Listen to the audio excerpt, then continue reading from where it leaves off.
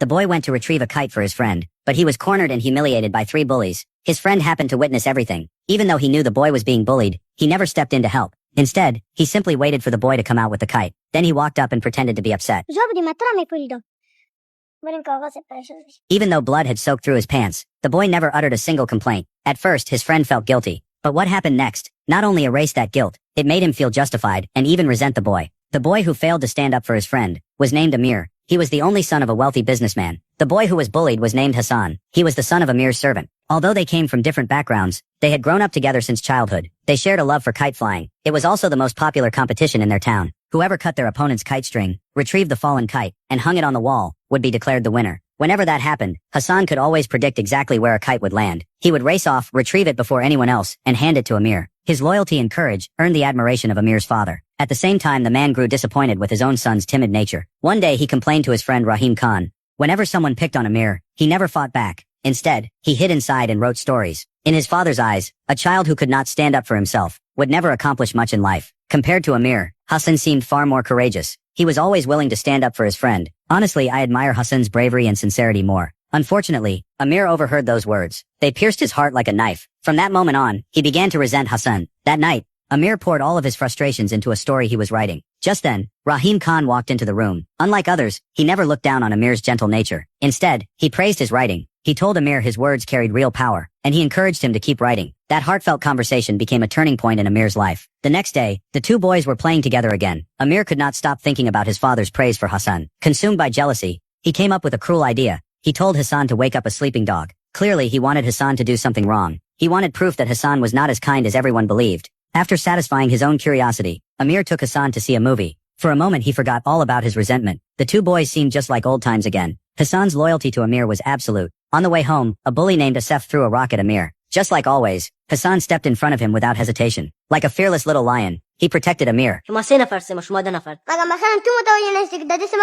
Whenever trouble appeared, Amir remained as timid as ever. But Hassan never held it against him, because in his heart, Amir was not only his young master, but also his closest friend. One day, Amir wrote a story. It was about a man whose tears turned into pearls. But in his greed for more wealth, the man deliberately made himself miserable. Amir's stories were often filled with ambition and desire. After listening, Hassan asked a simple question. Why didn't the man just use onions? That way he could cry, get all the pearls he wanted, and never hurt anyone. Hassan's innocent logic struck Amir deeply once again. From then on, Amir stopped teaching Hassan how to read. He feared that one day Hassan might surpass him. So when Hassan's birthday arrived, Amir did not give him the book he wanted. Instead, he gave him a slingshot. Part of him hoped Hassan would become tougher, and perhaps the new weapon could help him protect himself. Unlike Amir's selfishness, his father showed remarkable generosity. He drove Hassan to a kite shop to buy a birthday gift. Even though the kites were expensive, he told Hassan to choose whichever one he liked. That obvious favoritism irritated Amir once again. After returning home, he told Hassan he planned to enter the kite tournament. He asked to borrow Hassan's gift to help him win. Not only did Hassan agree, he even helped prepare the kite string. The next day, the competition began. Every contestant made their final preparations. Meanwhile, Amir's father watched from the balcony. Amir desperately wanted to win. He knew this was his chance to prove himself. As his closest friend, Hassan understood exactly what was at stake. To help Amir succeed, he gave everything he had. Together they defeated one opponent after another. Even when his hands were cut and bleeding,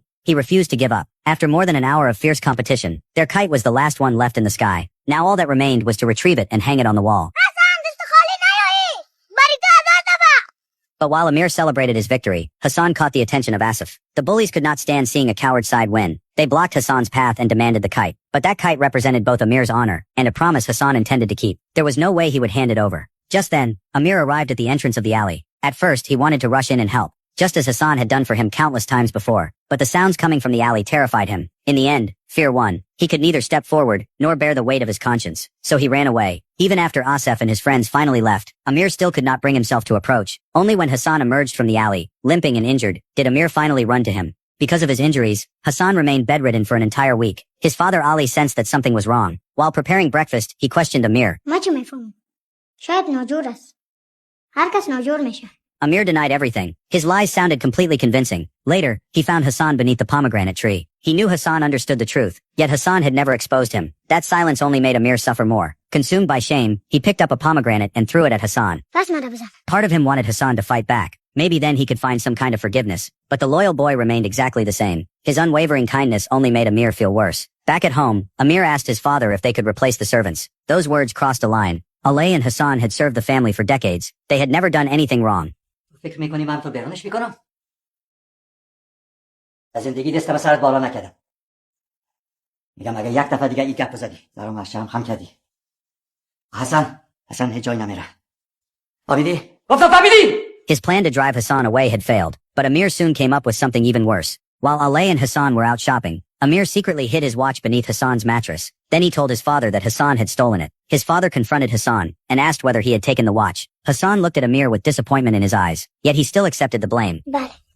Although Amir's father chose to forgive him, Alay insisted on leaving, because he knew his son would never do such a thing. For Hassan's sake and to preserve everyone's dignity, Ali took Hassan away from the only home they had ever known. تو با حسن رو خوب نگاه نکردیم. کم از کم بگو که چرا لطفاً. اجازه نداری که بری. ما دیگه خدمت نمیکنیم.